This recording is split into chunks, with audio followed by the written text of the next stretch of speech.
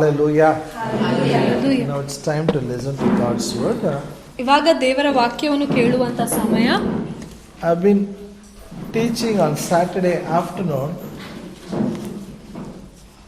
how to receive answers from the prayer for our prayer. ಶನಿವಾರ ಸಾಯಂಕಾಲಗಳಲ್ಲಿ ನಾನು ಕಳೆದ ವಾರಗಳಿಂದ ನಮ್ಮ ಪ್ರಾರ್ಥನೆಗಳಿಗೆ ಉತ್ತರವನ್ನು ಹೇಗೆ ಹೊಂದಿಕೊಳ್ಳಬೇಕು ಅಂತ ಕಲಿಸ್ತಾ ಇದ್ದೇನೆ. Hallelujah. Hallelujah. It is important we should pray. ನಾವು ಪ್ರಾರ್ಥನೆ ಮಾಡಬೇಕು, ಅದು ಮುಖ್ಯ. And it is very important, and according to the Bible, God wants to answer all our prayers. ಮತ್ತು ಸತ್ಯವೇದದ ಪ್ರಕಾರ ದೇವರು ನಮ್ಮ ಎಲ್ಲಾ ಪ್ರಾರ್ಥನೆಗಳಿಗೆ ಉತ್ತರ ಕೊಡಬೇಕು ಅಂತ ಬಯಸ್ತಾನೆ. 100% your prayers will be answered. 100% ನಿಮ್ಮ ಪ್ರಾರ್ಥನೆಗಳಿಗೆ ಉತ್ತರ ಸಿಗ್ತವೆ. When God answers your prayer, He is glorified. ದೇವರು ನಿಮ್ಮ ಪ್ರಾರ್ಥನೆಗಳಿಗೆ ಉತ್ತರ ಕೊಟ್ಟಾಗ ಆತನಿಗೆ ಮಹಿಮೆ ಆಗ್ತದೆ. And your joy will be full. ಮತ್ತು ನಿಮ್ಮ ಸಂತೋಷವು, ನಿಮ್ಮ ಆನಂದವು ಪರಿಪೂರ್ಣವಾಗ್ತದೆ. Please turn your Bible to John 15th chapter verse 7. ನಿಮ್ಮ ಬೈಬಲ್ಗಳನ್ನು ಯೋಹಾನ 15ನೇ ಅಧ್ಯಾಯಕ್ಕೆ ತಿರುಗಿಸಿ. Gospel according to John 15th chapter verse 7. ಯೋಹಾನನು ಬರೆದ ಸುವಾರ್ತೆ 15ನೇ ಅಧ್ಯಾಯ 7ನೇ ವಾಕ್ಯ. If you abide in me and my words abide in you, ye shall ask what you will, and it shall be done unto you. ನೀವು ನನ್ನಲ್ಲಿಯೂ ನನ್ನ ವಾಕ್ಯಗಳು ನಿಮ್ಮಲ್ಲಿಯೂ ನೆಲೆಗೊಂಡಿದ್ದರೆ ಏನು ಬೇಕಾದರೂ ಬೇಡಿಕೊಳ್ಳಿರಿ, ಅದು ನಿಮಗೆ ದೊರೆಯುವುದು. Hallelujah. Hallelujah. Shall we all repeat in Kannada? ಕನ್ನಡದಲ್ಲಿ ನನ್ನಿಂದ ಹೇಳ್ರಿ. Same. ನೀವು ನನ್ನಲ್ಲಿಯೂ ನನ್ನ ವಾಕ್ಯಗಳು ನಿಮ್ಮಲ್ಲಿಯೂ ನೆಲೆಗೊಂಡಿದ್ದರೆ ಏನು ಬೇಕಾದರೂ ಬೇಡಿಕೊಳ್ಳಿರಿ, ಅದು ನಿಮಗೆ ದೊರೆಯುವುದು. Hallelujah. Hallelujah. You should be in Christ. ನೀವು ಕ್ರಿಸ್ತನಲ್ಲಿ ಇರಬೇಕು. How you are in Christ? ನೀವು ಕ್ರಿಸ್ತನಲ್ಲಿ ಹೇಗಾಗ್ತೀರಾ? When you accept Jesus Christ as a Savior, you are in Christ. ಯೇಸು ಕ್ರಿಸ್ತನು ರಕ್ಷಕನಾಗಿ ಸ್ವೀಕಾರ ಮಾಡಿಕೊಂಡಾಗ ನೀವು ಕ್ರಿಸ್ತನಲ್ಲಿ ಬರ್ತೀರಾ. And this word of God should abide in us. ಮತ್ತೆ ಹೇಳ್ತಿದೆ, ಈ ದೇವರ ವಾಕ್ಯವು ನಮ್ಮಲ್ಲಿ ನೆಲೆಗೊಳ್ಳಬೇಕು. That is why we should listen to God's word. ಅದಕ್ಕಾಗಿಯೇ ನಾವು ದೇವರ ವಾಕ್ಯ ಕೇಳಬೇಕು. We should take all the promises of God, keep it in the heart. ಎಲ್ಲಾ ದೇವರ ವಾಗ್ದಾನಗಳನ್ನು ತಗೊಂಡು ನಮ್ಮ ಹೃದಯದಲ್ಲಿ ಇಡಬೇಕು. And when we pray, then God answers our prayer. ನಾವು ಆಮೇಲೆ ಪ್ರಾರ್ಥಿಸಿದಾಗ ದೇವರು ನಮ್ಮ ಪ್ರಾರ್ಥನೆಗಳಿಗೆ ಉತ್ತರ ಕೊಡ್ತಾನೆ. Prayer, there are two people have to play a role in one prayer. ಒಂದು ಪ್ರಾರ್ಥನೆಯಲ್ಲಿ ಇಬ್ಬರು ಅಲ್ಲಿ ಕಾರ್ಯ ಮಾಡಬೇಕು, ಇಬ್ಬರ ಪಾತ್ರ ಇದೆ. God has a role to play and we have a role to play. ದೇವರದು ಒಂದು ಪಾತ್ರ ಇದೆ, ನಮ್ದು ಒಂದು ಪಾತ್ರ ಇದೆ. God will never fail. God is always good. ದೇವರು ಎಂದಿಗೂ ಸೋತು ಹೋಗುವುದಿಲ್ಲ, ಆತನು ಯಾವಾಗಲೂ ಒಳ್ಳೆ ಆತನಾಗಿದ್ದಾನೆ. The problem is with us. ಆದ್ರೆ ಸಮಸ್ಯೆ ನಮ್ಮಲ್ಲಿ We have to understand we have a role to play. ನಾವು ಅರ್ಥ ಮಾಡ್ಕೊಳ್ಬೇಕು, ಪ್ರಾರ್ಥನೆ ಮಾಡುವಾಗ ನಾವು ಕೂಡ ಒಂದು ಕಾರ್ಯ ಮಾಡಬೇಕು, ನಮ್ಮ ಒಂದು ಪಾತ್ರ ಇದೆ. That's why I said this verse, if you read it very carefully, in English the you comes 5 times, in Kannada it comes 4 times. ನೋಡ್ರಿ, ಈ ವಾಕ್ಯದಲ್ಲಿ ನೀವು ಅಂತ ಬರೆಯಲ್ಪಟ್ಟಿದ್ದು 4 ಸಲ ಬರ್ತಿದೆ ಕನ್ನಡದಲ್ಲಿ. Means you are very important. ಅಂದ್ರೆ ನೀವು ಬಹಳ ಮುಖ್ಯ. You should learn to pray. ನೀವು ಪ್ರಾರ್ಥಿಸಬೇಕು. Hallelujah. Hallelujah. Hallelujah. The prayer, a lot of things are there. ನೋಡ್ರಿ, ಪ್ರಾರ್ಥನೆಯಲ್ಲಿ ಬಹಳಷ್ಟು ಇದೆ. Till now you are closing eyes and singing song. That is also a prayer. Praise and worship is one prayer. ನಾವ್ ಇಲ್ಲಿವರೆಗೆ ಏನ್ ಮಾಡ್ತಾ ಇದ್ವಿ? ಕಣ್ಮುಚ್ಚಿ ಹಾಡುಗಳನ್ನು ಹಾಡ್ತಾ ಇದ್ವಲ್ಲ, ಅದು ಕೂಡ ಒಂದ್ ತರದ ಪ್ರಾರ್ಥನೆ. ಸ್ತುತಿ ಆರಾಧನೆಯು ಪ್ರಾರ್ಥನೆ ಆಗಿದೆ. Afterwards together we are going to pray. That is one prayer. That is called corporate prayer. ಆಮೇಲೆ ಜೊತೆಯಲ್ಲಿ ಸೇರಿ ಪ್ರಾರ್ಥನೆ ಮಾಡ್ತೇವಲ್ಲ, ಅದು ಕೂಡ ಒಂದು ಪ್ರಾರ್ಥನೆ, ಒಟ್ಟಾಗಿ ಮಾಡುವಂತ ಪ್ರಾರ್ಥನೆ. But now I am teaching how to pray for your need. It is called prayer of petition. ಆದ್ರೆ ಇವತ್ತು ನಾನು ಏನ್ ಕಲಿಸ್ತಾ ಇದ್ದೇನೆಂದ್ರೆ, ನೀವು ನಿಮ್ಮ ಬೇಡಿಕೆಗಳಿಗಾಗಿ, ನಿಮ್ಮ ಜೀವನಕ್ಕಾಗಿ ಹೇಗೆ ಪ್ರಾರ್ಥಿಸಬೇಕು, ಅಂತಹ ಪ್ರಾರ್ಥನೆಗಳಿಗೆ ವಿಜ್ಞಾಪನೆಯ ಪ್ರಾರ್ಥನೆ ಅಥವಾ ವಿನಂತಿಯ ಪ್ರಾರ್ಥನೆ ಅಂತ ಕರೀತಾರೆ. From the day I was born I am praying. ಕೆಲವು ಜನರು ಹೇಳ್ತಾರೆ ಏನಂದ್ರೆ, ನಾನು ಹುಟ್ಟಿದ ದಿನದಿಂದಲೇ ಪ್ರಾರ್ಥಿಸ್ತಾ ಇದ್ದೇನೆ. But good, you are praying from the day you are born. ಹುಟ್ಟಿದ ದಿನದಿಂದ ಪ್ರಾರ್ಥಿಸ್ತಾ ಇದ್ದೀರಾ, ಒಳ್ಳೇದು. But whether your prayers are answered is very important. ಆದ್ರೆ ನಿಮ್ ಪ್ರಾರ್ಥನೆಗಳಿಗೆ ಉತ್ತರ ಸಿಕ್ಕಿದ್ಯಾ, ಅದು ಮುಖ್ಯ. If it is not answered, we have to find out from the Bible why it is not answered. ನಮ್ಮ ಪ್ರಾರ್ಥನೆಗಳಿಗೆ ಉತ್ತರ ಸಿಕ್ಕಿಲ್ಲ ಅಂದ್ರೆ ಯಾಕೆ ಉತ್ತರ ಸಿಗ್ಲಿಲ್ಲ ಅಂತ ನಾವು ಬೈಬಲ್ ಇಂದ ಹುಡುಕ್ಬೇಕು. Hallelujah. Hallelujah. And what is needed, we have to find out. It's like ingredients. We have to use some scriptures here. We have to use some words. ಮತ್ತು ಪ್ರಾರ್ಥನೆ ಮಾಡುವಾಗ ಏನೆಲ್ಲ ಬೇಕು, ಏನೆಲ್ಲ ಸೇರಿಸಬೇಕು ಅಂತ, ಯಾವ ಪದಗಳನ್ನು ಉಪಯೋಗಿಸಬೇಕು ಅಂತ ಇಲ್ಲಿಂದ ನೋಡ್ಬೇಕು. If you use everything rightly, then answer 100% will come. ನಾವು ಸರಿಯಾಗಿ ಎಲ್ಲವನ್ನು ಉಪಯೋಗಿಸಿದಾಗ ಖಂಡಿತವಾಗಿ ನಮ್ಮ ಪ್ರಾರ್ಥನೆಗಳಿಗೆ ಉತ್ತರ ಹೊಂದ್ಕೊಳ್ತೇವೆ. Amen. Amen. Amen. I'm so glad. When you cook, you keep a rice in a vessel. ನೀವು ಅಡಿಗೆ ಮಾಡುವಾಗ ಏನ್ ಮಾಡ್ತೀರಿ? ಅನ್ನ ಮಾಡ್ಬೇಕಾದ್ರೆ if you keep rice in a vessel, ಅಕ್ಕಿಯನ್ನು ತಗೊಂಡು ಆ ಪಾತ್ರೆಯಲ್ಲಿ ಇಟ್ಟಾಗ biryani will not come. ಅಷ್ಟೇ ಮಾಡಿದ್ರೆ ಬಿರಿಯಾನಿ ಆಗುದಿಲ್ಲ. It can become khichdi also, it become pulav also. ಅದು ಕಿಚಡಿನೂ ಆಗ್ಬೋದು, ಪುಲಾವ್ನೂ ಆಗ್ಬೋದು. If you want biryani, certain things you have to put, only then it will come. ಅದು ಬಿರಿಯಾನಿ ಆಗಿ ಆಗ್ಬೇಕು ಅಂದ್ರೆ ಆ ಅನ್ನಗೆ ಇನ್ನೊಂದು ಜಾಸ್ತಿ ಸೇರ್ಬೇಕು. See, I am not born in a Christian family. ನೋಡ್ರಿ, ನಾನು ಒಂದು ಕ್ರೈಸ್ತಿಯ ಕುಟುಂಬದಲ್ಲಿ ಹುಟ್ಟಲಿಲ್ಲ. I am born in a Hindu family only. ನಾನು ಹಿಂದೂ ಕುಟುಂಬದಿಂದಲೇ ಬಂದೆ. I went to church like this, always I'll be looking at somebody how they pray. ನಾನು ಕೂಡ ನಿಮ್ಮಂತೆ ಸಭೆಗೆ ಹೋದಾಗ ಯಾರೋ ಒಬ್ರು ಪ್ರಾರ್ಥನೆ ಮಾಡುವಾಗ ಅವ್ರು ಹೇಗೆ ಪ್ರಾರ್ಥನೆ ಮಾಡ್ತಾರೆ ಅಂತ ನೋಡ್ತಾ ಇದ್ದೆ. I will observe, okay, like that. So I will also pray like that. ನಾನು ಗಮನಿಸ್ತಾ ಇದ್ದೆ, ಓ ಹಾಗೆ ಪ್ರಾರ್ಥನೆ ಮಾಡ್ತಾ ಇದ್ರೆ ಹೀಗೆ ಹಾಗೆ ಅಂತ ನಾನು ಅವರಂತೆ ಮಾಡ್ತಾ ಇದ್ದೆ. Afterwards I came to know what I learned, many things is wrong. ನನ್ಗೆ ಆಮೇಲೆ ಗೊತ್ತಾಯ್ತು ನಾನು ಏನೆಲ್ಲ ಕಲ್ತಿದ್ದೆ ಅದೆಲ್ಲ ಎಷ್ಟೊಂದು ತಪ್ಪಾಗಿತ್ತು. So you should not think whoever carries the Bible when they pray they are very good. ನೀವ್ ಎಂದಿಗೂ ಯೋಚನೆ ಮಾಡಬಾರದು ಯಾರಾದ್ರೂ ಬೈಬಲ್ ತಗೊಂಡು ಹೋಗ್ತಾ ಇದ್ದಾರೆ, ಅವ್ರು ಪ್ರಾರ್ಥನೆ ಮಾಡಿದಾಗ ಅವರ ಪ್ರಾರ್ಥನೆ ಸರಿಯಾಗಿದೆ ಅಂತ. ಅವ್ರ ಪ್ರೇಯರ್ ಮಾಡಿದ್ರೆ ನೋಡ್ಬೇಕು ಬೈಬಲ್ ವಾಕ್ಯ ಬರೆದು what is written in the Bible, is it they according to their scripture are they praying, we have to find out. ಅವ್ರು ಪ್ರಾರ್ಥನೆ ಮಾಡುವಾಗ ನೀವು ಬೈಬಲ್ ಇಂದ ನೋಡ್ಬೇಕು ಅವ್ರು ಹೇಗ್ ಪ್ರಾರ್ಥಿಸಿದ್ದಾರೆ, ಅದು ಬೈಬಲ್ ಪ್ರಕಾರ ಸರಿಯಾಗಿದೆಯಾ ಇಲ್ವಾ ಅಂತ. Okay, now how to get answers for our prayer. ಇವಾಗ ನಮ್ಮ ಪ್ರಾರ್ಥನೆಗಳಿಗೆ ಉತ್ತರ ಹೇಗೆ ಹೊಂದ್ಕೊಳ್ಳೋದು? It is not exactly, there is no science here, but I made it like a step so that you will understand. ಇದರಲ್ಲಿ ಏನೋ ಒಂದು ದೊಡ್ಡ ವಿಧಾನ, ದೊಡ್ಡ ವಿಜ್ಞಾನ ಏನು ಇಲ್ಲ. ನಾನು ನಿಮ್ಗಾಗಿ ಸುಲಭ ಮಾಡ್ಬೇಕು ಅಂತ ಹೆಜ್ಜೆ ಹೆಜ್ಜೆಯಾಗಿ ಕಲಿಸ್ತೇನೆ. I am keeping some points so that I can teach you, you will understand it. ನಾನು ಕೆಲವು ಪಾಯಿಂಟ್ ಗಳನ್ನು ಕಲಿಸ್ತಾ ಇದ್ದೇನೆ ಯಾಕಂದ್ರೆ ನಿಮಗೆ ಸುಲಭವಾಗಿ ನೀವು ಅರ್ಥ ಮಾಡ್ಕೊಳ್ಳೋದು. First step is you must convinced when you go for prayer, God wants to answer your prayer. ಮೊದಲನೇದಾಗಿ ಏನಂದ್ರೆ ನೀವು ಪ್ರಾರ್ಥನೆ ಮಾಡುವುದಕ್ಕಾಗಿ ಹೋದಾಗ ನಿಮ್ಮೊಳಗೆ ಒಂದು ಮನವರಿಕೆ ಆಗ್ಬೇಕು, ಏನಂದ್ರೆ ದೇವರು ನನ್ನ ಪ್ರಾರ್ಥನೆಗಳಿಗೆ ಉತ್ತರ ಕೊಡುವವನಾಗಿದ್ದಾನೆ. have that confidence, when I pray God will answer prayer. ಒಂದು ಭರವಸೆ ಇಟ್ಕೊಳ್ಬೇಕು, ನಾನ್ ಪ್ರಾರ್ಥಿಸಿದಾಗ ದೇವರು ಉತ್ತರ ಕೊಡ್ತಾನೆ. You should be totally convinced. ನಿಮ್ಗೆ ಸಂಪೂರ್ಣವಾಗಿ ಮನವರಿಕೆ ಆಗ್ಬೇಕು. There are some scriptures in the Bible, it will convince you totally, yes, when I pray God will answer. ಕೆಲವು ವಾಕ್ಯಗಳಿವೆ ಬೈಬಲ್ ಅಲ್ಲಿ, ಆ ವಾಕ್ಯಗಳ ಪ್ರಕಾರ ನಿಮ್ಗೆ ಸಂಪೂರ್ಣವಾಗಿ ನಿಮ್ ಮನಸ್ಸು ಒಪ್ತದೆ ಅಂದ್ರೆ ನಾನ್ ಪ್ರಾರ್ಥನೆ ಮಾಡಿದಾಗ ನನ್ನ ಪ್ರಾರ್ಥನೆಗೆ ಉತ್ತರ ದೇವ್ರು ಕೊಡ್ತಾನೆ. You should not think whether God will answer me or not, like that we should not pray. ಎಂದಿಗೂ ಪ್ರಾರ್ಥನೆ ಮಾಡುವಾಗ ನಾನ್ ಪ್ರಾರ್ಥನೆ ಮಾಡಿದಾಗ ದೇವ್ರು ಉತ್ತರ ಕೊಡ್ತಾನೋ ಕೊಡಲ್ವೋ ಅಂತ ಎಂದಿಗೂ ಯೋಚನೆ ಮಾಡಬಾರ್ದು. Sometimes people also they tell God answer, Allah we don't know, if you want to give Lord, otherwise don't give Lord. ಕೆಲವು ಜನರು ಪ್ರಾರ್ಥನೆ ಮಾಡುವಾಗ ದೇವರಿಗೂ ಹೇಳ್ತಾರೆ, ದೇವ್ರೆ ಬೇಕಿದ್ರೆ ಕೊಡು ದೇವ್ರೆ, ಇಲ್ಲಾಂದ್ರೆ ಬಿಡು ದೇವ್ರೆ. ಇಲ್ಲ, ಎದು ಬೇಕು ಎದು ಬೇಡ ಇಲ್ಲಿ ಬರೆದು ಇಟ್ಟಿದಾರಲ್ಲ ದೇವರು, ನಾವು ತಗೋಬೇಕು. We have to find out from Bible ಯಾವುದು ಸರಿಯಾಗಿದೆ ಅಂತ ಬೈಬಲ್ ಇಂದ ನೋಡಿ ನಾವು ಪ್ರಾರ್ಥಿಸಬೇಕು. So what is the first step to get answer for prayer? ಪ್ರಾರ್ಥನೆಗಳಿಗೆ ಉತ್ತರ ಹೊಂದ್ಕೊಳ್ಬೇಕಾಗಿ ಮೊದಲನೇ ಹೆಜ್ಜೆ ಏನು? We should be convinced God wants to answer prayer. ನನ್ನ ಪ್ರಾರ್ಥನೆಗಳಿಗೆ ದೇವರು ಉತ್ತರ ಕೊಡುವವನಾಗಿದ್ದಾನೆ ಅಂತ ಭರವಸೆಯಿಂದ ಒಪ್ಕೊಳ್ಬೇಕು. Amen. Hallelujah. Hallelujah. Say, I am totally convinced. God answers my prayer. ನನ್ನ ಪ್ರಾರ್ಥನೆಗಳಿಗೆ ನನ್ನಿಂದ ಹೇಳಿ, ನನ್ನ ಪ್ರಾರ್ಥನೆಗಳಿಗೆ ದೇವರು ಉತ್ತರ ಕೊಡುತ್ತಾನೆಂದು ಸಂಪೂರ್ಣವಾಗಿ ನನ್ನ ಮನಸ್ಸು ಒಪ್ಪಿದೆ. This confidence is important. ಇಂಥ ಭರವಸೆ ಇರುವುದು ಬಹಳ ಮುಖ್ಯ. Hallelujah. Am I clear? ಸ್ಪಷ್ಟ ಆಯ್ತಾ? ಅರ್ಥ ಆಯ್ತಾ? Before you pray only you have to have this. ಪ್ರಾರ್ಥನೆ ಮಾಡೋದ್ಕಿಂತ ಮೊದಲೇ ನಿಮ್ಗೆ ಈ ಭರವಸೆ That ಇರ್ಬೇಕು. is why I am teaching the Bible how to get this confidence. ಅದಕ್ಕಾಗಿ ನಾನ್ ಕಲಿಸ್ತಾ ಇದ್ದೇನೆ ಈ ಭರವಸೆ ಹೇಗೆ ಹೊಂದ್ಕೊಳ್ಳೋದು. I told you I learned some wrong things from people. ನಾನು ನಿಮ್ಗೆ ಹೇಳಿದೆ, ನಾನು ಜನರಿಂದ ತಪ್ಪಾದಂತದನ್ನ ಕಲಿತೆ. I thought first step to get answer for prayer is ನಾನ್ ಅನ್ಕೊಂಡಿದ್ದೆ ಪ್ರಾರ್ಥನೆಗಳಿಗೆ ಉತ್ತರ ಹೊಂದ್ಕೊಳ್ಬೇಕಾಗಿರೋ ಮೊದಲನೇ ಹೆಜ್ಜೆ I have to change my voice while praying.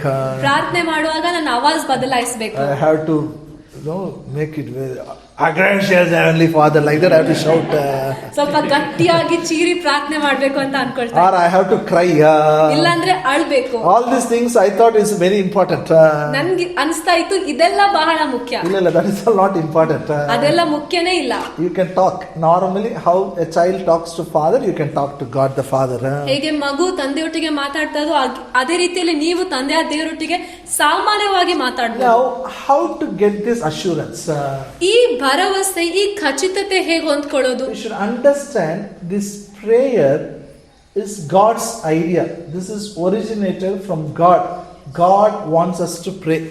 ನೀವ್ ಅರ್ಥ ಮಾಡ್ಕೊಳ್ಬೇಕು, ಪ್ರಾರ್ಥನೆ ಎನ್ನುವುದು ದೇವರ ಆಲೋಚನೆ, ದೇವರಿಂದಲೇ ಬಂದಿರೋ, ದೇವ್ರು ಬಯಸ್ತಾರೆ ನಾವೆಲ್ಲರೂ ಪ್ರಾರ್ಥಿಸ್ಬೇಕು ಅಂತ. Prayer is not man's idea. ಪ್ರಾರ್ಥನೆ ಎನ್ನುವುದು ಮನುಷ್ಯನ ಆಲೋಚನೆ ಅಲ್ಲ. It is not some people thought nothing is happening, come let's pray. They decided. No, it is God's idea. ಕೆಲವು ಜನರು ಸೇರ್ಬಿಟ್ಟು ಅಯ್ಯೋ ಏನು ಆಗ್ತಾ ಇಲ್ಲ ಪ್ರಾರ್ಥನೆ ಮಾಡೋಣ ಅಂತ ಹಾಗೆ ಶುರು ಆಗ್ಲಿಲ್ಲ. ಪ್ರಾರ್ಥನೆ ಎನ್ನುವುದು ದೇವರ ಆಲೋಚನೆ, ದೇವರಿಂದಲೇ ಶುರು ಆಯ್ತು. For example, ಉದಾಹರಣೆಗೆ marriage is a God's idea. God is the one who started the marriage. ಮದುವೆ ಕೂಡ ದೇವರ ಆಲೋಚನೆ, ಮದುವೆಯನ್ನು ದೇವರೇ ಶುರು ಮಾಡಿದ್ರು. Some people say man came from monkey, man came from some animal, then that animal become a man, then they decided to marry. ಕೆಲವು ಜನರು ಹೇಳ್ತಾರೆ ಮನುಷ್ಯನು ಕೋತಿಯಿಂದ ಬಂದ, ಆ ಒಂದು ಪ್ರಾಣಿ ಮನುಷ್ಯನಾದ, ಆಮೇಲೆ ಅವ್ರು ಮದ್ವೆ ಆಗ್ಬೇಕು ಅಂತ ನಿರ್ಧಾರ ಮಾಡಿದ್ರು. No. ಇಲ್ಲ, God created man. ದೇವರು ಮನುಷ್ಯನನ್ನು ಸೃಷ್ಟಿ ಮಾಡಿದನು. God created man in his own image. ದೇವರು ಮನುಷ್ಯನನ್ನು ತನ್ನ ಸ್ವಂತ ಸ್ವರೂಪದಲ್ಲಿ ಸೃಷ್ಟಿ When ಮಾಡಿದನು. God created a man, man was not like animal.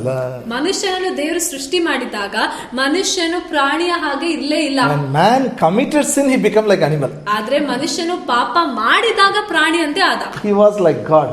ಮನುಷ್ಯನನ್ನು ದೇವರು And ಸೃಷ್ಟಿ when God ಮಾಡಿದಾಗ created man only, he said it is not good for him to be alone. He created a suitable helper. He created a wife for him. ದೇವರು ಮನುಷ್ಯನನ್ನು ಸೃಷ್ಟಿ ಮಾಡಿದಾಗಲೇ ಮನುಷ್ಯನು ಒಬ್ಬಂಟಿಕನಾಗಿರುವುದು ಒಳ್ಳೆಯದಲ್ಲ, ಅದಕ್ಕಾಗಿ ಆತನಿಗಾಗಿ ಒಂದು ಸರಿ ಬೀಳುವ ಸಹಾಯಕಿಯನ್ನು ಉಂಟು ಮಾಡಿದ. How marriage is God's idea and prayer is also God's idea. ಹೇಗೆ ಮದುವೆಯು ದೇವರ ಆಲೋಚನೆ ಆಗಿದೆಯೋ ಅದೇ ರೀತಿಯಲ್ಲಿ ಪ್ರಾರ್ಥನೆಯು ಕೂಡ ದೇವರ ಆಲೋಚನೆನೇ. Hallelujah. Hallelujah. Are you with me? ನನ್ನ ಜೊತೆಗಿದ್ದೀರಾ? We all are on holidays now. ನಾವೆಲ್ಲರೂ ಇವಾಗ ರಜೆಯಲ್ಲಿದ್ದೇವೆ. You know, this school, when the working days are there, especially I worked in school as a teacher, suddenly they will declare tomorrow is a holiday. You know, that notice will come. You should see the response from children and response from teachers. ನಾನು ಸ್ಕೂಲಲ್ಲಿ teacher ಆಗಿ ಕೆಲಸ ಮಾಡ್ತಾ ಇದ್ದೆ.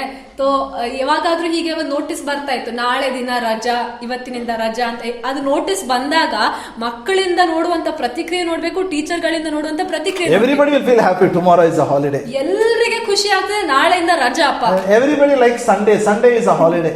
ಎಲ್ಲರಿಗೆ ರವಿವಾರ ಇಷ್ಟ, ರವಿವಾರ ದಿನ ರಜೆ. Yes or no? ಹೌದಾ ಇಲ್ಲ? Holiday is not decided by somebody. Holiday is decided by God. That is God's idea. ರಜೆ ಎನ್ನುವುದು ಪ್ರಾರಂಭದಲ್ಲಿ ಯಾರಿಂದ ಬಂತು? ಮನುಷ್ಯರಿಂದ ಅಲ್ಲ, ದೇವರಿಂದಲೇ ಬಂತು. In the beginning, when God created man only, first he gave holiday. ಆದಿಯಲ್ಲಿ ದೇವರು ಮನುಷ್ಯನನ್ನು ಉಂಟು ಮಾಡಿದಾಗ್ಲೇ ಮೊದಲನೇದಾಗಿ ರಜೆಯನ್ನು ಕೊಟ್ಟ. First lesson God gave is Adam is take a holiday. ಮೊದಲನೇ ಪಾಠ ದೇವರು ಆದಾಮನಿಗೆ ಕಲ್ಸ್ಕೊಟ್ಟಿರೋದು ಏನಂದ್ರೆ ಒಂದು ರಜೆ ತಗೋ, ವಿಶ್ರಾಂತಿ ಮಾಡು. So anything comes from God has a blessings. ದೇವರಿಂದ ಯಾವುದಾದ್ರೂ ಬಂದ್ರೆ ಅದರಲ್ಲಿ ಆಶೀರ್ವಾದ ಇರ್ತದೆ. Even this prayer is not my idea, your idea. It is God's idea.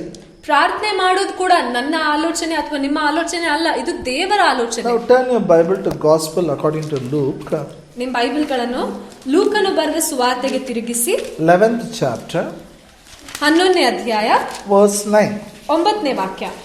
Jesus is telling, and I say unto you, ask it shall be given you, seek and you shall find, knock it shall be opened unto you. ಲೂಕ 11:9. ಹಾಗೆಯೇ ನಾನು ನಿಮಗೆ ಹೇಳುವುದೇನೆಂದರೆ, ಬೇಡಿಕೊಳ್ಳಿರಿ ನಿಮಗೆ ದೊರೆಯುವುದು, ಹುಡುಕಿರಿ ನಿಮಗೆ ಸಿಕ್ಕುವುದು, ತಟ್ಟಿರಿ ನಿಮಗೆ ತೆರೆಯುವುದು. Hallelujah. Hallelujah.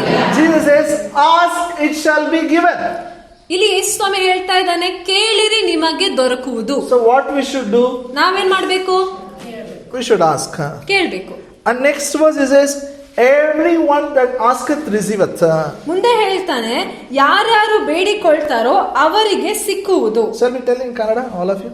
Everyone that asketh receiveth. ನಾನಿಂದ ಹೇಳ್ರಿ, ಬೇಡಿಕೊಳ್ಳುವ ಪ್ರತಿಯೊಬ್ಬನು ಹೊಂದಿಕೊಳ್ಳುವನು. ಬೇಡಿಕೊಳ್ಳುವ ಪ್ರತಿಯೊಬ್ಬನು ಹೊಂದಿಕೊಳ್ಳುವನು. Now one question. If I pray, will I receive? If I ask, will I receive? ಈಗ ಒಂದು ಪ್ರಶ್ನೆ, ನಾನು ಪ್ರಾರ್ಥನೆ ಮಾಡಿದ್ರೆ ಬೇಡಿಕೊಂಡ್ರೆ ಹೊಂದ್ಕೊಳ್ತೇನಾ? If she prays, will she receive? If that small girl, when she prays, will receive? ಆ ಚಿಕ್ಕ ಹುಡುಗಿ ಪ್ರಾರ್ಥನೆ ಮಾಡಿದ್ರೆ ಹೊಂದ್ಕೊಳ್ತಾಳ? Yes, no, yes, no. When you pray, you will receive. ನೀವು ಬೇಡಿಕೊಂಡ್ರೆ ಹೊಂದ್ಕೊಳ್ತೀರಾ? Everyone can pray. All should pray. ಪ್ರತಿಯೊಬ್ರು ಪ್ರಾರ್ಥಿಸಬಹುದು, ಪ್ರತಿಯೊಬ್ರು ಪ್ರಾರ್ಥಿಸಬೇಕು. Then Jesus is teaching them. ಮುಂದೆ ಯೇಸು ಸ್ವಾಮಿ ಅವರಿಗೆ ಕಲಿಸ್ಕೊಡ್ತಾ Verse 11, 12 and 13. ನಾವು ಓದಿಕೊಳ್ಳೋಣ. 11, 12, 13. If your son shall ask bread of any of you that is father, will he give him a stone? If he ask a fish, will he for a fish give him a serpent? Only verse 12 enough. If shall ask an egg, will he offer him a scorpion? ಲೂಕ 11ನೇ ಅಧ್ಯಾಯ 11, 12. ನಿಮ್ಮಲ್ಲಿ ತಂದೆಯಾದವನು ಮೀನನ್ನು ಕೇಳುವ ಮಗನಿಗೆ ಮೀನನ್ನು ಕೊಡದೆ ಹಾವನ್ನು ಕೊಡುವನೆ, ಅಥವಾ ಕತ್ತಿಯನ್ನು ಕೇಳಿದರೆ ಚೇಳನ್ನು ಕೊಡುವನೆ? Hallelujah. Now listen to me. ಈ ಕಡೆ ಕೇಳ್ರಿ. Jesus is asking them a question when teaching about prayer. ಯೇಸು ಸ್ವಾಮಿ ಅವರಿಗೆ ಪ್ರಾರ್ಥನೆ ಬಗ್ಗೆ ಕಲಿಸುವಾಗ ಅವರಿಗೆ ಒಂದು ಪ್ರಶ್ನೆ ಕೇಳ್ತಾ ಇದ್ದಾರೆ. Somebody told me, Pastor, why are you teaching about prayer? ಯಾರೋ ಬಂದು ಹೇಳಿದ್ರು, ಪಾಸ್ಟರ್ ಪ್ರಾರ್ಥನೆ ಬಗ್ಗೆ ಯಾಕೆ ಕಲಿಸ್ತೀರಾ? Prayer everybody knows, everybody is praying. ಪ್ರಾರ್ಥನೆ ಎಲ್ರಿಗೂ ಗೊತ್ತಲ್ಲ, ಎಲ್ಲರೂ ಪ್ರಾರ್ಥಿಸ್ತಾರೆ. I said Jesus taught about prayer. ನೋಡ್ರಿ, ಯೇಸು ಸ್ವಾಮಿಯ ಪ್ರಾರ್ಥನೆ ಬಗ್ಗೆ I will tell how many times he taught about prayer. ಯೇಸು ಸ್ವಾಮಿ ಪ್ರಾರ್ಥನೆ ಬಗ್ಗೆ ಎಷ್ಟು ಸಲ ಕಲಿಸಿದ್ರು. Now God and man relationship like a God and child relationship. ಈಗ ದೇವರು ಮತ್ತು ಮನುಷ್ಯನ ನಡುವೆ ಇರುವಂತಹ ಸಂಬಂಧ ದೇವರು ಮತ್ತು ಮಗುವಿನ ನಡುವೆ ಇರುವಂತಹ ಸಂಬಂಧದ ಹಾಗೆ. If any of you, if your son comes and asks bread, will you give stone? ನಿಮ್ಮಲ್ಲಿ ಯಾರಾದ್ರೂ ನಿಮ್ಮ ಮಗ ಬಂದು ಅಲ್ಲಿ ರೊಟ್ಟಿಯನ್ನು ಕೇಳಿದ್ರೆ ಕಲ್ಲನ್ನು ಕೊಡ್ತೀರಾ? If he asks for a fish, will you give him snake? ಮತ್ತೆ ಮೀನನ್ನು ಕೇಳಿದ್ರೆ ಹಾವನ್ನು ಕೊಡ್ತೀರಾ? If he asks for egg, will you give scorpion? ಕತ್ತಿಯನ್ನು ಕೇಳಿದ್ರೆ ಚೇಳನ್ನು ಕೊಡ್ತೀರಾ? If you, earthly father, know how good gifts you can give for children, how much more heavenly father will give best gifts for his children. ನೀವು ಭೂಲೋಕದ ತಂದೆ ತಾಯಂದಿರು ನಿಮ್ಮ ಮಕ್ಕಳಿಗೆ ಒಳ್ಳೆ ವರವನ್ನು ಕೊಡುವುದು ಗೊತ್ತಿದ್ರೆ ಇನ್ನು ಎಷ್ಟೋ ಹೆಚ್ಚಾಗಿ ಪರಲೋಕದ ತಂದೆ ಒಳ್ಳೆ ವರವನ್ನು ಕೊಡುವನು. Hallelujah. Amen. Now my question, your parents are there, children are there. ಈಗ ನನ್ನ ಪ್ರಶ್ನೆ, ತಂದೆ ತಾಯಂದಿರು ಇದ್ದಾರೆ, ಮಕ್ಕಳು ಇದ್ದಾರೆ. I am asking children.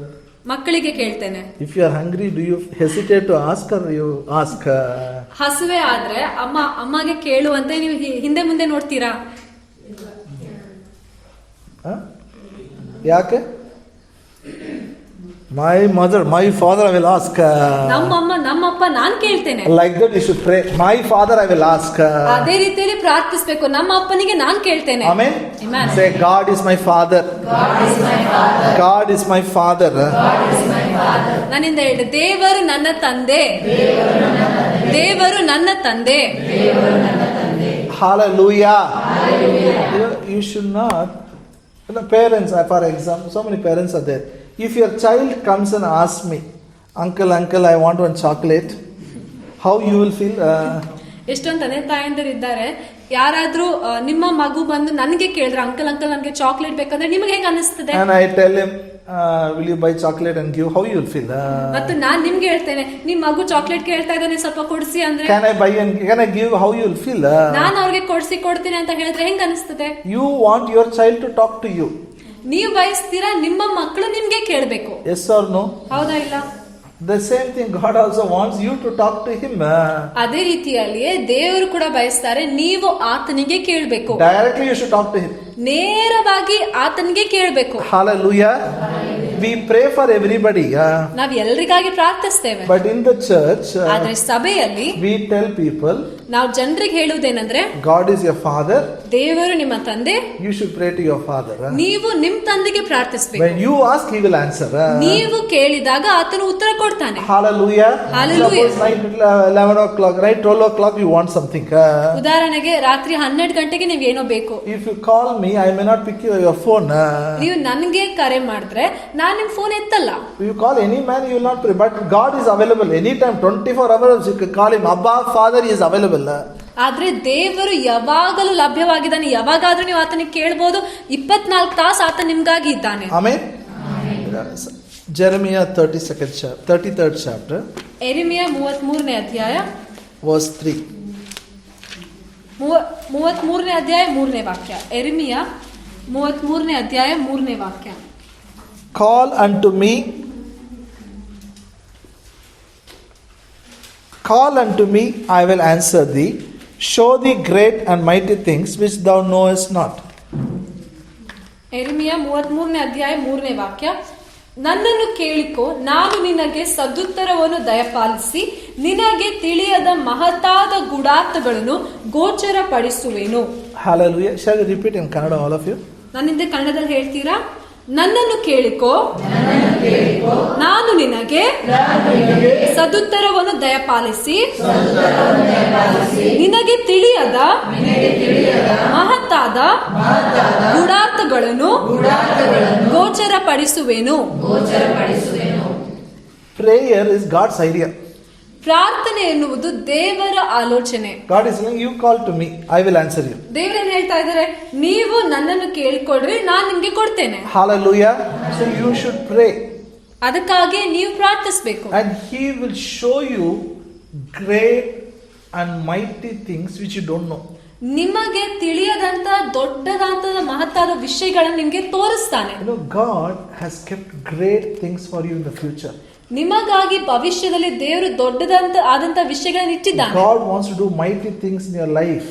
ನಿಮ್ಮ ಜೀವನದಲ್ಲಿ ದೇವರು ಮಹತ್ತಾದ ಕಾರ್ಯಗಳನ್ನು ಮಾಡಬೇಕು ಅಂತ ಬಯಸ್ತಾನೆ. Only when you pray you will know it. ನೀವು ಪ್ರಾರ್ಥನೆ ಮಾಡಿದಾಗ್ಲೇ ಅದು ಏನಂತ ತಿಳ್ಕೊಳ್ತೀರಾ. If you keep praying, ಪ್ರಾರ್ಥನೆ ಮಾಡ್ತಾನೆ ಇದ್ರೆ the standard of your life will change. ನಿಮ್ಮ ಜೀವನದ ಒಂದು ಹಂತ ಅದು ಬದಲಾಗ್ತದೆ. When you pray, God answers. When you pray, God answers. You know, you will do then great and mighty things you will see with your eyes. ನೀವು ಪ್ರಾರ್ಥನೆ ಮಾಡಿದಾಗ ದೇವರು ಉತ್ತರ ಕೊಟ್ಟಾಗ ಹಾಗೆ ಆಗ್ತಾನೆ ಇರುವಾಗ ದೊಡ್ಡ ದೊಡ್ಡ ಮಹತ್ತಾದ ಕಾರ್ಯಗಳನ್ನು ನೋಡ್ತೀರಾ. Hallelujah. You know, there is one. We have a Bible school in the church. ಸಭೆಯಲ್ಲಿ ನಾವು ಬೈಬಲ್ ಸ್ಕೂಲ್ ನಡೆಸ್ತೇವೆ. We conduct it for all the believers. ಸಭೆಯಲ್ಲಿರುವಂತ ಎಲ್ಲಾ ವಿಶ್ವಾಸಿಗಳಿಗೆ ಬೈಬಲ್ ಕ್ಲಾಸ್ ಇಡ್ತೇವೆ. There is one course called Spirit, Soul and Body. ಅದರಲ್ಲಿ ಒಂದು ಪಾಠ ಇದೆ, ಆತ್ಮ ಪ್ರಾಣ ಶರೀರ ಅಂತ. All should attend. ಎಲ್ಲರೂ ಅದಕ್ಕೆ ಹಾಜರಾಗಬೇಕು. Next week by 20th, maybe next Monday we will start it. It will be evening 4 to 6. 20ನೇ ತಾರೀಕಿಂದ ಬಹುಶಃ ನಾವು ಪ್ರಾರಂಭ ಮಾಡಬಹುದು. ಅದು ಸಾಯಂಕಾಲ 4 ಗಂಟೆಯಿಂದ 6 ಗಂಟೆವರೆಗೆ ಇರ್ತದೆ. Where we learn, ಅಲ್ಲಿ ನಾವು ಕಲಿತೇವೆ. in our spirit we are like God. ನಮ್ಮ ಆತ್ಮದಲ್ಲಿ ನಾವು ದೇವರಂತೆ ಇದ್ದೇವೆ. We know all things. ನಮ್ಮ ಆತ್ಮದಲ್ಲಿ ನಾವು ಎಲ್ಲವನ್ನು ತಿಳಿದಿದ್ದೇವೆ. Our mind is an ordinary man's mind. ನಮ್ಮ ಈ ಮನಸ್ಸು ಅದು ಸಾಧಾರಣವಾಗಿರೋ ಮನುಷ್ಯನ ಮನಸ್ಸು. Hallelujah. In spirit we have a mind of Christ. ಆದ್ರೆ ಆತ್ಮದಲ್ಲಿ ನಮಗೆ ಕ್ರಿಸ್ತನ ಮನಸ್ಸಿದೆ. But when we pray, ನಾವು ಪ್ರಾರ್ಥಿಸಿದಾಗ, when we call to Him, ನಾವು ಆತ್ಮನು ಕರೆದಾಗ He will show great and mighty things. ಆತನು ನಮಗೆ ದೊಡ್ಡದಾದಂತ ಮಹತ್ತಾದ ಕಾರ್ಯಗಳನ್ನು ತೋರಿಸ್ತಾನೆ. Release mind of Christ. ನಾವು ಕ್ರಿಸ್ತನ ಮನಸ್ಸನ್ನು ಬಿಡುಗಡೆ ಮಾಡಿದಾಗ. I ask you, do you want to live ordinary life? ನಾನು ನಿಮ್ಗೆ ಕೇಳ್ತೇನೆ, ಸಾಧಾರಣವಾಗಿರುವಂತ ಮಾಮೂಲಿ ಜೀವನ ಜೀವಿಸ್ಬೇಕಂತ ಬಯಸ್ತೀರಾ? You want to see great and mighty things? ಮಹತ್ತಾದ ಕಾರ್ಯಗಳನ್ನು, ದೊಡ್ಡ ಕಾರ್ಯಗಳನ್ನು ನೋಡ್ಬೇಕು ಅಂತ ಬಯಸ್ತೀರಾ? You should pray. ನೀವು ಪ್ರಾರ್ಥಿಸಬೇಕು. Tell your neighbor, you should pray. ಪಕ್ಕದವರಿಗೆ ನೀನು ಪ್ರಾರ್ಥಿಸಬೇಕು. When you pray, ನೀನು ಪ್ರಾರ್ಥಿಸಿದಾಗ God will show you great and mighty things. ದೇವರು ನಿನಗೆ ದೊಡ್ಡದಾದಂತ ಕಾರ್ಯಗಳನ್ನು ತೋರಿಸ್ತಾನೆ. Hallelujah. Hallelujah. Some people tell, don't know brother, we are praying. Some prayers God will answer, some prayers God will not answer. But when we go to heaven, we'll ask God, God, why you have not answered the prayer? ಕೆಲವು ಜನರು ಹೇಳ್ತಾರೆ, ನಾವು ಪ್ರಾರ್ಥನೆ ಮಾಡ್ತಾ ಇದ್ದೇವೆ ಸಹೋದರರೇ, ಕೆಲವು ಪ್ರಾರ್ಥನೆಗಳಿಗೆ ದೇವ್ರ ಉತ್ತರ ಕೊಡ್ತಾನೆ, ಕೆಲವು ಪ್ರಾರ್ಥನೆ ಕೊಡುವುದಿಲ್ಲ. ನಾವು ಪರಲೋಕಕ್ಕೆ ಹೋದಾಗ ಅವಾಗ ದೇವ್ರಿಗೆ ಕೇಳ್ತೀವಿ, ಯಾಕೆ ದೇವ್ರೆ ಆ ಪ್ರಾರ್ಥನೆಗೆ ಉತ್ತರ ಕೊಟ್ಟಿಲ್ಲ? ದೇವರ ಚಿತ್ತ ಅದು. ಏನ್ ಮಾಡೋದು? sometimes he'll answer, sometimes he'll not answer. ಅದು ದೇವರ ಚಿತ್ತ. ಕೆಲವೊಂದ್ಸಲ ಉತ್ತರ ಕೊಡ್ತಾನೆ, ಕೆಲವೊಂದ್ಸಲ ಕೊಡುವುದಿಲ್ಲ. ಅದು ದೇವರ ಚಿತ್ತ ಇಲ್ಲ. ದೇವರ ಚಿತ್ತ is what Jesus says with his mouth. ಯೇಸು ಸ್ವಾಮಿ ತನ್ನ ಬಾಯಿಂದ ಹೇಳುವಂತದೇ ದೇವರ ಚಿತ್ತವಾಗಿದೆ. Mark 11:24. ನಾವು ನೋಡ್ಕೊಳ್ಳೋಣ. ಮಾರ್ಕನು ಬರೆದ ಸುವಾರ್ತೆ 11ನೇ ಅಧ್ಯಾಯ 24ನೇ ವಾಕ್ಯ. ಮಾರ್ಕನು ಬರೆದ ಸುವಾರ್ತೆ 11ನೇ ಅಧ್ಯಾಯ 24ನೇ ವಾಕ್ಯ.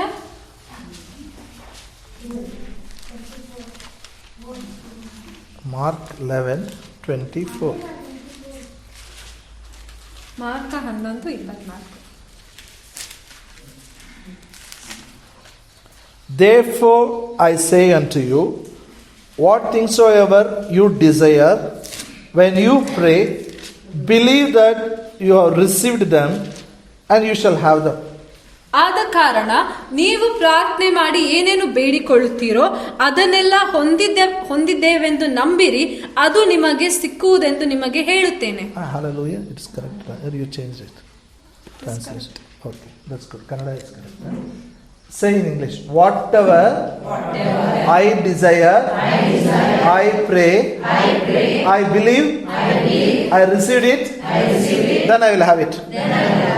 ನನ್ನಿಂದ ಹೇಳ್ರಿ, ನಾನು ಏನೇನು ಆಸೆ ಪಡ್ತೇನೋ ಅದನ್ನು ಪ್ರಾರ್ಥಿಸಿದಾಗ ಹೊಂದಿದ್ದೇನೆಂದು ನಂಬುವೆನು, ಆಗ ನನಗೆ ಸಿಕ್ಕುವುದು. Hallelujah. Jesus saying, I say to you.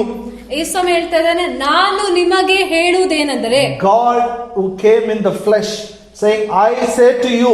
ನರವತಾರದಲ್ಲಿ ಬಂದಿರುವಂತ ದೇವರು ತಾನೇ ಹೇಳ್ತಾ ಇದ್ದಾನೆ, ನಾನು ನಿಮಗೆ ಹೇಳ್ತೇನೆ. Whatever you desire, pray, believe you have received it, then you will have it. ಏನೆಲ್ಲ ನೀವು ಆಸೆ ಪಡ್ತೀರೋ, ಪ್ರಾರ್ಥನೆ ಮಾಡ್ರಿ, ಹೊಂದಿಕೊಂಡಿದ್ದೀರಾ ಅಂತ ನಂಬಿದಾಗ ಹೊಂದ್ಕೊಳ್ತೀರಾ. For example, ಉದಾಹರಣೆಗೆ, there is a leg pain. ಕಾಲ್ ನೋವಿದೆ. You are praying. ಕಾಲ್ ನೋವಾಗಿ ಪ್ರಾರ್ಥನೆ ಮಾಡ್ತಾ ಇದ್ದೀರಾ. How will you pray? ಹೇಗ್ ಪ್ರಾರ್ಥಿಸ್ತೇವೆ? You are praying as if you received miracle. ನೀವು ಹೇಗ್ ಪ್ರಾರ್ಥಿಸ್ಬೇಕು ಅಂದ್ರೆ, ಆ ಅದ್ಭುತ ಹೊಂದ್ಕೊಂಡಿರಿ ಅಂತ ಅದರಂತೆ ಪ್ರಾರ್ಥಿಸ್ಬೇಕು. Hallelujah. You should pray, Father, I thank you. Already you healed me. ನೀವು ಹೀಗ್ ಪ್ರಾರ್ಥಿಸ್ಬೇಕು. ಕಾಲ್ ನೋವಿದ್ರೆ ಹೀಗ್ ಪ್ರಾರ್ಥಿಸ್ಬೇಕು, ತಂದೆಯಾದ ದೇವರೇ, ಅವಾಗಲೇ ನನ್ನನ್ನು ಗುಣ ಮಾಡಿದ್ದಿ, ಅದಕ್ಕಾಗಿ ಸ್ತೋತ್ರ. Hallelujah. That is a confidence because God answers a prayer. ಅಂತ ಭರವಸೆ ಇರಬೇಕು, ದೇವರು ನನ್ನ ಪ್ರಾರ್ಥನೆಗಳಿಗೆ ಉತ್ತರ ಕೊಡ್ತಾನೆ ಅಂತ. John 11th chapter. ಯೋಹಾನ 11ನೇ ಅಧ್ಯಾಯ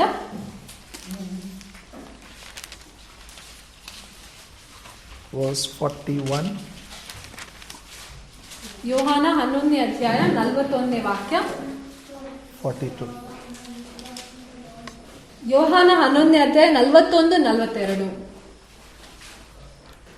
Then they took away the stone from the place where the dead was laid, and Jesus lifted up his eyes and said, Father, I thank thee that thou hast heard me, and I know that thou hearest me always, but because of the people which stand by, I said it, that they may believe that thou hast sent me. ಆಗ ಕಲ್ಲನ್ನು ತೆಗೆದು ಹಾಕಿದರು ಮತ್ತು ಏಸು ಕಣ್ಣೆತ್ತಿ ಮೇಲಕ್ಕೆ ನೋಡಿ, ತಂದೆಯೇ, ನೀನು ನನ್ನ ಪ್ರಾರ್ಥನೆಯನ್ನು ಕೇಳಿದ್ದಕ್ಕೆ ನಿನ್ನನ್ನು ಕೊಂಡಾಡುತ್ತೇನೆ. ನೀನು ಯಾವಾಗಲೂ ನನ್ನ ಪ್ರಾರ್ಥನೆಯನ್ನು ಕೇಳುವವನಾಗಿದ್ದಿ ಎಂದು ನನಗೆ ಗೊತ್ತೇ ಇದೆ. ಆದರೂ ನೀನೇ ನನ್ನನ್ನು ಕಳುಹಿಸಿಕೊಟ್ಟಿ ಎಂದು ಸುತ್ತಲೂ ನಿಂತಿರುವ ಜನರು ನಂಬುವಂತೆ ಅವರಿಗೋಸ್ಕರ ಈ ಮಾತುಗಳನ್ನು ಆಡಿದ್ದೇನೆಂದು ಹೇಳಿದನು. How Jesus prayed. ನೋಡ್ರಿ, ಯೇಸು ಸ್ವಾಮಿ ಹೇಗೆ ಪ್ರಾರ್ಥನೆ ಮಾಡಿದ. Somebody is dead. ಯಾರೋ ಒಬ್ಬರು ಅಲ್ಲಿ ಸತ್ತಿದ್ರು. 4 days over. 4 ದಿನ ಆಯ್ತು. Before prayer is saying, Father, I thank you, always you hear my prayer. ಪ್ರಾರ್ಥನೆ ಮಾಡೋದಕ್ಕಿಂತ ಮೊದಲೇ ಆ ಯೇಸುಸ್ವಾಮಿ ಹೇಳ್ತಾ ಇದ್ದಾನೆ, ತಂದೆಯೇ, ಯಾವಾಗಲೂ ನನ್ನ ಪ್ರಾರ್ಥನೆಯನ್ನು ಕೇಳುತ್ತಿ, ಅದಕ್ಕಾಗಿ ಸ್ತೋತ್ರ. He is fully convinced. ಯೇಸುಸ್ವಾಮಿಗೆ ಸಂಪೂರ್ಣವಾಗಿ ಒಂದು ಭರವಸೆ ಇದೆ. God answers a prayer. ದೇವರು ನನ್ನ ಪ್ರಾರ್ಥನೆಗೆ ಉತ್ತರ ಕೊಡ್ತಾನೆ. Hallelujah. Shall we tell in English? Father, I thank you. Always you hear my prayer. ನನ್ನಿಂದ ಕನ್ನಡದಲ್ಲಿ, ತಂದೆಯೇ, ನೀನು ಯಾವಾಗ ಯಾವಾಗಲೂ ನನ್ನ ಪ್ರಾರ್ಥನೆಗಳನ್ನು ಕೇಳುತ್ತಿ ಎಂದು ನನಗೆ ಗೊತ್ತಿದೆ. ಅದಕ್ಕಾಗಿ ಸ್ತೋತ್ರ. Hallelujah. So God wants you to pray. ದೇವ್ರು ಬಯಸ್ತಾರೆ ನೀವು ಪ್ರಾರ್ಥಿಸಬೇಕು ಅಂತ. Prayer is God's idea. ಪ್ರಾರ್ಥನೆ ಮಾಡುವಂತದೇ ದೇವರ ಆಲೋಚನೆ ಆಗಿದೆ.